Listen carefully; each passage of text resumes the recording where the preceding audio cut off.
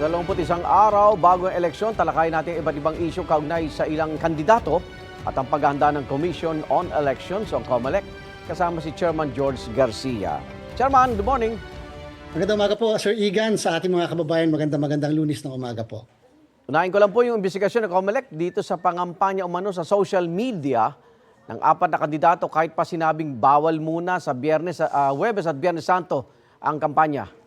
Ngayong araw na ito, Sir Igan, magsisimula po tayo ng ating investigasyon. Yung ating po mga task force ay gagampan ng kanilang trabaho ngayong araw. Alamin natin yung talagang nai-report na violation ng Huwebes Santo at Biyernes Santo. Yung Sabado de Gloria at yung kahapon, hindi po covered yun ng ating batas. Pero yung kampanya at ang pangangampanya po kasi nila, Sir Igan, maaari hindi nga sila umikot. Maaaring walang entablado, pero sa social media naman, nagkalat yung kanila pong pangangampanya, and therefore, yan po ay violation pa rin sapagkat when you say campaigning, prohibited na campaigning, lahat po ng klase ng pangangampanya ay bawal sa Huwebes Santo at Biyernes Santo. Kung sabihin niyang, hindi naman ako yan, supporter ko yan eh. Nandun po sa kanyang social media account eh. Mismo account niya. Okay. At bukod sa social media, may na-monitor ba kayong umikot ng kampanya?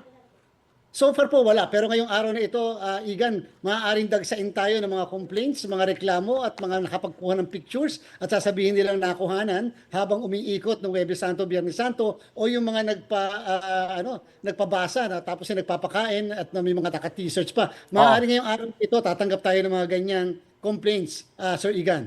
Kamusta ang investigasyon sa pamigay umano ng ATM ng isang kandidato naman dito sa Quezon City? Vote buying ba yun, Chairman? Opo, hindi po pala siya ATM eh. Parang USSC card na USSC Visa ang tawag po dyan. Okay. Yung bang parang keyless transaction na kung yan ay accredited na store, accredited na kung saan ka pwedeng bumili, pwedeng yun may laman na. And therefore, yan po iniimbestigahan natin. Vote buying po yan, maliwanag na maliwanag. At lumalabas pa mukhang na-distribute ito nung mahal na araw eh. And therefore, dalawa pa ang violation, campaigning na, and at the same time, vote buying pa. Opo. Parusa rito, pwede bang umabot ng disqualification? Ay, disqualification po talaga yan at saka kasong election offense na may kulong na 1 hanggang 6 na taon. In fact, kapag po yan ay nabuo bilang isang kaso, Igan, pwede namin hindi iproklama kung sakaling palaring manalo yung mismong kandidato. Okay, yung mga napadalhan nyo ng show cause order, may mga final decision na po bang COMELEC? Sumagot naman po sa kanilang show cause orders na natanggap at yung pong Miyerkules ng bago magtanghali, bago magbakasyunan, nag-file po yung task force namin ng kasong disqualification at election offense laban po doon sa kandidato dyan sa Pasig. Itong linggo ito, asahan niyo po yung mga iba pa na na-issuehan ng show cause orders ay magkakaroon na rin ng karampatang resolusyon kung papailan sila o babaliwalain lang yung kaso laban po sa kanila. So lahat naman po sumagot, Chairman? Lahat naman po sumagot, Igan, at siyempre may kanya-kanyang kadahilanan. Yung iba minsan nakakatawa, yung iba naman seryoso na kadahilan na depensa. Opo, 21 days. Kamusta, COMELEC, sa paghahanda sa election 2025?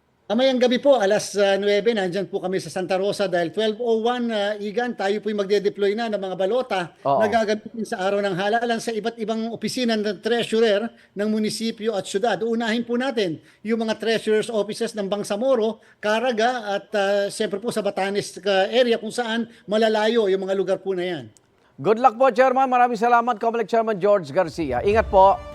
Salamat po, Igan. Igan, mauna ka sa mga balita, mag-subscribe na sa GMA Integrated News sa YouTube para sa iba't ibang ulat sa ating bansa.